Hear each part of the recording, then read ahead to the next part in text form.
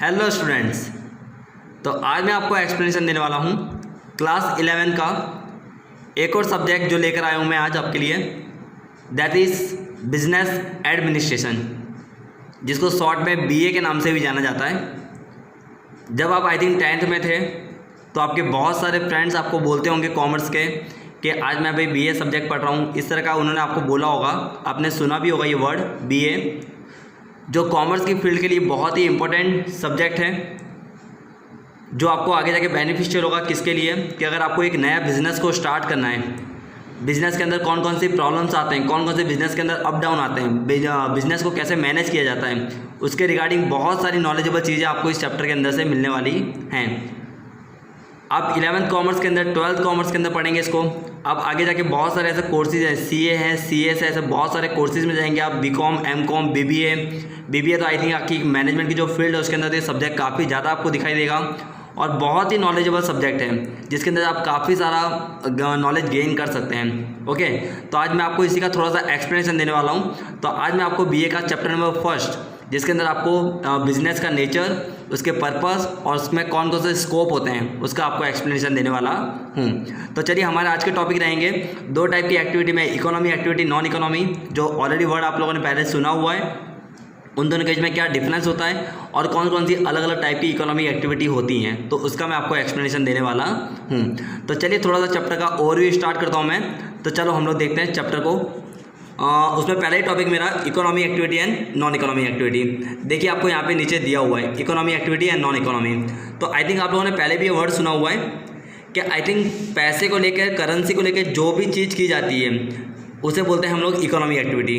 I think मैंने आगे के लेक्चर्स के अंदर, अकाउंट्स के लेक्चर के अंदर मैंने आपको इसका एक्सप्लेनेशन दिया हुआ था। इकोनॉमी एक्टिविटी यानी पैसे को लेके, मनी को, करेंसी को लेके जो भी चीज़ की जाती है, जो भी काम किया जाता है, उसको बोलते हैं हम लोग इकोनॉमी एक्टिविटी। और नॉन इकोनॉमी एक्टिविटी किसको बोलते हैं हम लोग? जहाँ पे हम लोग क्या ओनली फॉर क्या करते हैं, वेलफेयर, जहाँ पे हम लोग कोई सर्विस देते हैं, पर वो सर्विस कैसी, विदाउट टेकिंग अ मनी, जहाँ पे हम करेंसी की एक्सचेंज करते नहीं है, जहाँ पे हम पैसा लेते नहीं है। So it is called non economy activity. Okay, चलिए तो यहाँ पे देखिए आपको इसका एक छोटा सा एग्जाम्पल भी दिए हुए हैं इसके बहुत सारे, और इसका डिफरेंस भी दिया हुआ है। तो एग्जाम के पॉइंट ऑफ व्यू से आपको ये 2 मार्क्स के अंदर पूछा जाता है इसका डिफरेंस। अब आप लोग थोड़ा सा नया सीखेंगे। अभी तक आप लोग 10th के अंदर जब डिफरेंस लिखते थे तो हम लोग कैसे लिखते थे, इकोनॉमी नॉन इकोनॉमी को डिवाइड कर देते थे। पर यहाँ पे एक्चुअली हमारे बीए के अंदर अगर आपको मार्क अच्छे लाने हों तो आप डिफरेंस के अंदर भी क्या करेंगे, पॉइंट्स बनाएंगे। देखिए आगे मैंने पॉइंट्स लिखे हुए हैं। First one is a objective, second is a expectation, third is a type and fourth is a risk and uncertainty. तो अगर इस तरह के पॉइंट्स से अगर आप लिखते हैं तो आपका डिफरेंस हमेशा बेटर रहता है, आपको याद रखने के लिए बहुत ही अच्छा रहेगा, इजी वे में आप याद भी रख पाएंगे। तो देखिए जैसे कि पहला दिया हुआ है ऑब्जेक्टिव। तो इकोनॉमी में ऑब्जेक्टिव क्या होता है, टू गेन अ बेनिफिट, क्या करना, पैसा कमाना। जबकि नॉन इकोनॉमी हम लोग क्या करते हैं, सोशल सर्विस देते हैं, ह्यूमन सर्विस देते हैं और सर्विस टू अ कंट्री, यानी कंट्री को बहुत सारी सर्विस देते हैं फ्री ऑफ कॉस्ट। एक्सपेक्टेशन इसके अंदर क्या होता है, ज़्यादा से ज़्यादा प्रॉफिट, सैलरी, फीस और मैक्सिमाइजेशन ऑफ वेल्थ यानी प्रॉपर्टी, यानी हो सके वहाँ तक प्रॉपर्टी को बढ़ाओ, वो चीज़ ध्यान दी जाती है। जबकि यहाँ पे हम लोग किसको ध्यान देते हैं, ज़्यादातर सर्विसेज को। चलिए थर्ड वन, इसके 3 टाइप हैं, इकोनॉमी एक्टिविटी के 3 टाइप होते हैं, जिसके अंदर पहला आता है बिजनेस, प्रोफेशन एंड एम्प्लॉयमेंट, जिसको मैं आपको डीप में आगे जाके बताने वाला हूँ। जबकि नॉन इकोनॉमिक एक्टिविटी के कोई भी टाइप होते नहीं हैं। और आपको एक चीज़ ये भी बता दूँ कि हम लोग अगर कॉमर्स की फील्ड में आ गए हैं तो वहाँ पे हमारे माइंड में एक ही एक्टिविटी रहेगी, क्या, इकोनॉमी, क्योंकि कॉमर्स एक फील्ड ही ऐसी है जिसके अंदर मनी को ही मैटर किया जाता है, वहाँ पे कोई सर्विसेज और ये चलती नहीं है। And fourth one, risk and uncertainty. तो आपको मालूम है इकोनॉमी एक्टिविटी के अंदर तो हम लोग बिजनेस करें तो वहाँ पे रिस्क रहेगा, जबकि नॉन इकोनॉमी के अंदर किसी भी टाइप का रिस्क रहता नहीं है। क्लियर है? तो ये था इकोनॉमी और नॉन इकोनॉमी एक्टिविटी के बीच का डिफरेंस। ओके, चलिए अब जैसा कि मैंने आपको बोला था, इकोनॉमी एक्टिविटी को वापस 3 टाइप में डिवाइड करा जाता है। First one is a business, second is a profession and third one is a employment. Okay, तो अब एक एक करके मैं सभी का आपको एक्सप्लेनेशन देने वाला हूँ। तो उसके अंदर हम लोग पहली बात करते हैं बिजनेस की। ओके, तो पहला पॉइंट है मेरा बिजनेस। अब बिजनेस के अंदर पहले आपको मैं डेफिनेशन बोल दूँ, बहुत ही ईजी वे में आपको इसका एक्सप्लेनेशन देने वाला हूँ। जो आपको दिख रहा है बोल्ड के अंदर लिखा हुआ है बिजनेस की definition, a business means any legal economy activity with the motive of profit, यानी इस टाइप की कोई भी एक लीगल एक्टिविटी करना जिसके अंदर हमारा मोटिव, हमारा गोल ओनली फॉर क्या होता है, प्रॉफिट कमाना, it is called business.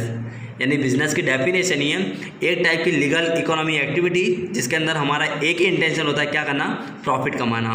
It is called business. तो अगर एग्जाम के अंदर आपको बिजनेस की डेफिनेशन पूछते हैं तो आप वहाँ पे यही डेफिनेशन मेंशन करेंगे। ओके, चलिए अब आता है इसके कैरेक्टरिस्टिक्स। आज के लेक्चर के अंदर मैं आपको इसका एक्सप्लेनेशन देने वाला हूँ, पर अभी आगे कुछ मेरे लेक्चर्स आएंगे जिसके अंदर मैं आपको बीए सब्जेक्ट्स को याद रखने की ट्रिक सिखाने वाला हूँ। क्योंकि आप जब देखेंगे तो आप थोड़ा सा माइंड में कन्फ्यूजन होंगे, सर इतने बड़े बड़े क्वेश्चन हमको लर्न करने होंगे। पर बेटा आपको बिल्कुल भी इतने बड़े बड़े क्वेश्चन लर्न करने की ज़रूरत नहीं है, बहुत ही ईजी ट्रिक सिखाने वाला हूँ। Only for point based questions आपको याद करने हैं। जैसे कि यहाँ पे कैरेक्टरिस्टिक्स दिए तो आपको जो जो हाईलाइटेड पॉइंट दिखाई दे रहे हैं ना, first one objective of profit, second exchange of good and service. तो बस आपको ये पॉइंट्स ही याद रखने हैं। बाकी आपको जो मैं यहाँ पे प्रैक्टिकल नॉलेज दे रहा हूँ, जो कंसेप्ट आपको मैं समझा रहा हूँ, अगर आप वही चीज़ आप प्रैक्टिकल वे में लिखेंगे तो बहुत सारे मार्क्स आपके आ सकते हैं। मैंने आई थिंक बहुत सारे ऐसे स्टूडेंट्स देखे हुए हैं भी जिनको मैंने पढ़ाया हुआ भी है, जिन्होंने बोर्ड के एग्जाम के अंदर 95 marks, 98 marks, 100 out of 100 BA और इकोनॉमिक्स जैसे सब्जेक्ट के अंदर भी मार्क स्कोर किए हुए हैं। लास्ट 2008 के अंदर ही एक बच्चे ने इकोनॉमिक्स सब्जेक्ट के अंदर 100 आउट ऑफ 100 मार्क्स गेन किए हुए हैं। सो इस सब्जेक्ट को अगर आप प्रॉपर वे में बहुत ही अच्छी तरह से प्रेजेंटेशन देते हैं तो बहुत ही अच्छे मार्क मिलने के चांसेस रहते हैं, जो आपको मैं आगे के लेक्चर्स के अंदर वीडियो लेक्चर में बताने वाला हूँ। ओके, चलिए तो मैं बात करता हूँ इसके पहले ही कैरेक्टरिस्टिक्स है ऑब्जेक्टिव ऑफ प्रॉफिट। तो अब मालूम ही होगा आपको कि किसी भी बिज़नेस का सबसे पहला ऑब्जेक्टिव क्या होता है, टू गेन अ प्रॉफिट। क्योंकि कोई भी बंदा अगर बिजनेस स्टार्ट करेगा तो उसका सबसे पहला इंटेंशन क्या होगा, प्रॉफिट कमाना। कोई भी ऐसा सोचता है क्या कि चलो लॉस करके बिजनेस करें? कोई भी सिंगल पर्सन ऐसा सोचेगा नहीं। तो बिजनेस का सबसे पहला जो कैरेक्टरिस्टिक्स वो क्या है, वो प्रॉफिट को ही मैटर करता है। प्रॉफिट के लिए ही हमेशा बिजनेस किया जाता है। चलिए second one, exchange of good and service. हर एक बिजनेस के अंदर हम लोग को पैसा मिलेगा, तो पैसा मिलेगा कैसे, सामने हमको क्या करना होगा, गुड्स एंड सर्विस देनी होगी। आई थिंक एक छोटी सी अगर मैं स्टेशनरी की शॉप की बात करूं तो स्टेशनरी की शॉप पे कस्टमर आएंगे, कब आएंगे, चीज़ों को खरीदने के लिए। तो चीज़ों को खरीदेंगे तो हमको सामने क्या देंगे, मनी देंगे। तो हमारे पास पैसा आएगा और सामने हम उनको क्या देंगे, गुड्स एंड सर्विस प्रोवाइड करेंगे। तो इससे ही हमारा बिजनेस क्रिएट होने वाला है।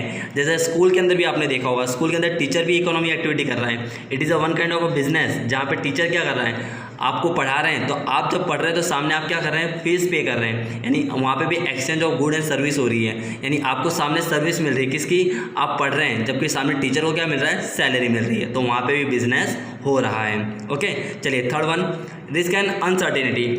तो ये तो मालूम ही होगा आपको, और आई थिंक आप लोगों ने सुना भी होगा, किसी के फादर अगर बिजनेस कर रहे हैं तो उसमें देखा भी होगा, पापा ने आपको कभी कभी बोला भी होगा कि हर एक बिजनेस के अंदर कोई ना कोई रिस्क और अनसर्टेनिटी रहती है। रिस्क तो आपको मालूम पड़ गया होगा, जबकि अनसर्टेनिटी यानी क्या, अप डाउन। बिजनेस के अंदर बहुत सारे अप डाउन्स होते रहते हैं, जैसे कि कभी प्रॉफिट हुआ, कभी लॉस हुआ।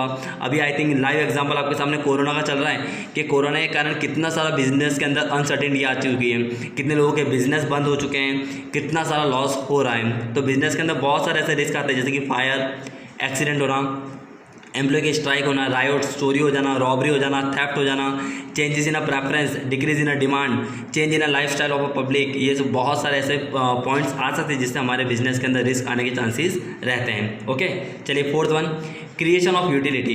ओके, ये भी एक अच्छा है कि हमको क्या करना पड़ता है, यूटिलिटी क्रिएट करनी पड़ती है। हमको हमारी बोलते हैं ना, मार्केट के अंदर हमारी एक गुडविल क्रिएट करनी पड़ती है, हमारी इज्जत क्रिएट करनी पड़ती है। तो ये भी चीज़ बिजनेस के अंदर आता है। आपने देखा होगा बहुत सारे बिजनेस ऐसे हैं जो बहुत ही छोटे करेंसी से चालू होते हैं, कि शायद तक मैंने माना कि 10,000 रुपया लगा के एक बिज़नेस को चालू करा है, और आज वही बिज़नेस क्या बहुत ही ऊंची ऊंची जगह पर खड़े हैं। जैसे कि रिलायंस, जब धीरू भाई अंबानी ने उस कंपनी को चालू करा था, बहुत ही कम पैसों में चालू करा था, और वही कंपनी आज वर्ल्ड की टॉप 10 कंपनी के अंदर आ रही है। यानी ये क्या होता है, बिजनेस की एक डेफिनेशन भी है कि बिजनेस के अंदर क्रिएशन ऑफ यूटिलिटी होता है, कि आपकी वैल्यू क्रिएट होती है किसके अंदर, बिजनेस के अंदर। अगर आप प्रॉपर वे में आपका बिजनेस कर रहे हैं, अगर आप आपके कस्टमर को बहुत ही अच्छी सर्विस प्रोवाइड करें, तो आपका बिजनेस क्या होगा, डेफिनेटली यूटिलिटी क्रिएट करेगा। ओके, चलिए fifth one, continuance of activity. Okay, ये भी सही है। बिजनेस के अंदर लगातार एक्टिविटी चलती रहती है, कभी भी ऐसा नहीं होता कि बिजनेस के अंदर एक्टिविटी बंद होती है। अगर आपने एक समय पे अगर आपके बिजनेस के अंदर कुछ एक्टिविटियां बंद करी, इट मीन्स आपका बिजनेस क्या हो रहा है, डाउन बढ़ती जा रहा है, आपके बिजनेस के अंदर प्रॉब्लम क्रिएट हो रही है। इसलिए बिजनेस किस तरह की एक्टिविटी है, कंटिन्यूस चलने वाली है। आपने देखा होगा बिजनेस के अंदर हमको कंटिन्यू ध्यान देना ही पड़ता है, क्योंकि जैसे कि हम लोग अगर थोड़ा सा अप डाउन करें तो हमारी मार्केट में से वैल्यू ख़राब होने के चांसेस रह सकते हैं। तो ये सब चीज़ें आपको बिजनेस के अंदर ध्यान देनी होती है। Okay, six one, requirement of money. ये भी होगा आपको बिजनेस के अंदर टाइम टू टाइम आपको क्या होता है, पैसे की ज़रूरत पड़ती रहती है। जैसे कि अगर आपको एक नई ब्रांच ओपन करनी है, आपको क्या स्टॉक खरीदना है, तो उसके लिए बिजनेस के अंदर आपको टाइम टू टाइम क्या करना होता है, पैसा लगाना पड़ता है। समय समय पे आपको पैसे की ज़रूरत पड़ती रहती है। So it is called requirement of money. And 7.1 economy activity. Economy तो आप वापस वही लिखेंगे कि पैसे को लेके ही इसके अंदर काम किए जाते हैं, यानी बिजनेस के अंदर जो भी एक्टिविटी हो रही है वो इकोनॉमी बेस ही रहती है। ओके, चलिए अब इसके कुछ ऑब्जेक्टिव है। इसके अंदर पहला ऑब्जेक्टिव दिया हुआ है इकोनॉमी ऑब्जेक्टिव, यानी इकोनॉमी के ऑब्जेक्टिव के अंदर दिया हुआ है पहला ही पॉइंट प्रॉफिट। यानी जैसे कि मैंने आपको बोला कि हर एक बिजनेस का सबसे पहला गोल क्या होता है, प्रॉफिट कमाना। किसी भी बिजनेस का ऐसा गोल नहीं होता कि चलो लॉस में जाके बिजनेस करेंगे। हर एक बिजनेस जब भी स्टार्ट किया जाता है तो उनके माइंड में पहले एक ही चीज़ क्लियर होती है, क्या करना, प्रॉफिट कमाना। ओके, चलिए सेकंड आता है मैक्सिमाइजेशन ऑफ वेल्थ। हर एक बिजनेसमैन यही सोचता है कि मैं इतना प्रॉफिट करूँ कि जिससे मैं ज़्यादा से ज़्यादा क्या कर सकूँ, वेल्थ क्रिएट कर सकूँ, यानी ज़्यादा से ज़्यादा प्रॉपर्टी करूँ। ओके, जैसे कि माना जस्ट फॉर एग्जाम्पल अगर मैं कहीं बिजनेस कर रहा हूँ तो मेरे माइंड में एक ही चीज़ चलेगी कि मैं इतना पैसा इस बिजनेस में से कमाऊँ कि मेरी दूसरी ब्रांच खुले, तीसरी ब्रांच खुले, मैं ऑल ओवर इंडिया के अंदर मेरी कंपनी की ब्रांचेस खोलूँ।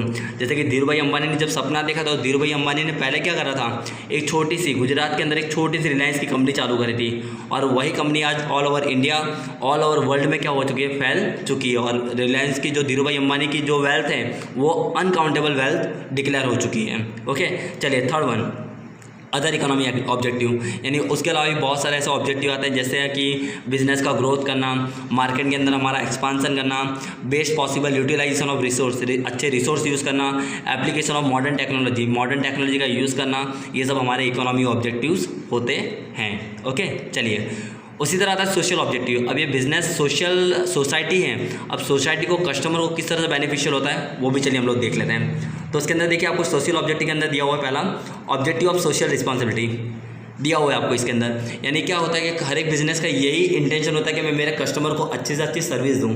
आप लोगों ने अभी आपके सामने मैं अभी रिलायंस का ही एग्जाम्पल लेना, तो इसमें मैं रिलायंस का ही करूँगा मैं कंटिन्यू। आप सभी ने देखा होगा रिलायंस के अंदर जब जियो का कार्ड रिलीज़ हुआ था तो उन्होंने क्या करा था, 6 मंथ तक लोगों को क्या करा, फ्री में सर्विस दी।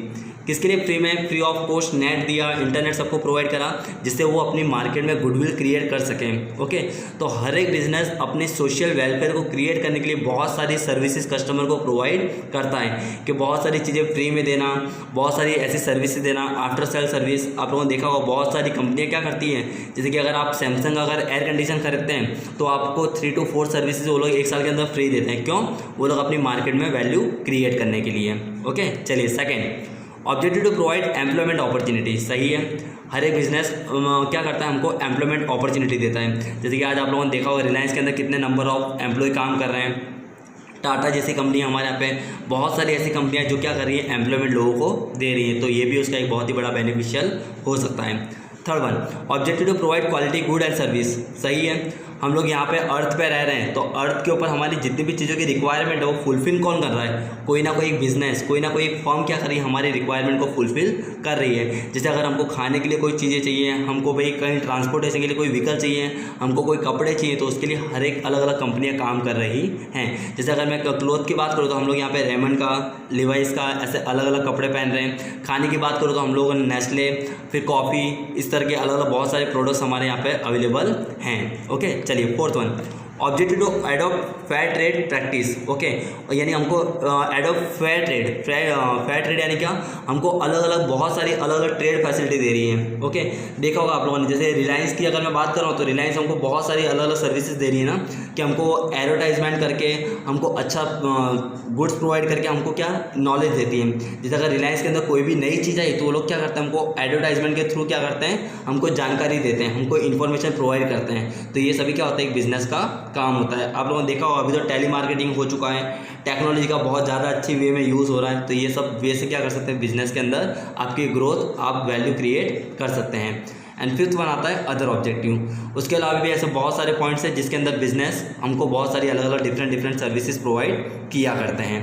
ओके, चलिए उसी तरह मेरा नेक्स्ट टॉपिक आता है बिजनेस के अंदर कुछ टाइप के रिस्क भी आते हैं, वो भी हम लोग एक एक करके देख लेते हैं। चलिए, तो देखिए बिजनेस के अंदर रिस्क में दिया हुआ है पहला natural risk and second is a man made. बहुत ही ईजी है। नेचुरल रिस्क जो किसके कारण क्रिएट होते हैं, नेचर के कारण। जैसे बिजनेस के अंदर क्या हो गया, कभी अर्थक्वेक आ गया, फ्लड आ गया, जैसे अभी ये कोरोना वायरस जो चल रहा है वो नेचुरल रिस्क नहीं है, वो मेन मेड रिस्क है। ओके, पर नेचुरल रिस्क में क्या हुआ, जैसे अर्थक्वेक है, फ्लड है, सुनामी है, ये सब अगर हो जाता तो वहाँ पे नेचुरल रिस्क क्रिएट होता है। वो तो बिजनेस के अंदर आता ही है कि भाई बिना without a risk you are not eligible to run your business, यानी कभी भी किसी भी टाइप के रिस्क के बिना आप आपका बिजनेस कर सकते नहीं हैं। ओके, वहीं पे मेन मेड में क्या आता है, स्ट्राइक ऑफ एम्प्लॉय है, टेक्नोलॉजी में चेंज हो गया, change in a test, change in a demand of customer, ये सब बहुत सारे ऐसे मेन मेड रिस्क हमारी कंपनी के अंदर आ सकते हैं। ओके, चलिए उसके अलावा भी यहाँ पे दिया हुआ है चेंज इन अ टेक्नोलॉजी, कि कभी कभी ऐसा भी होता है कि हम लोग जो टेक्नोलॉजी का वर्क कर रहे हैं वो टेक्नोलॉजी एकदम से चेंज हो जाए,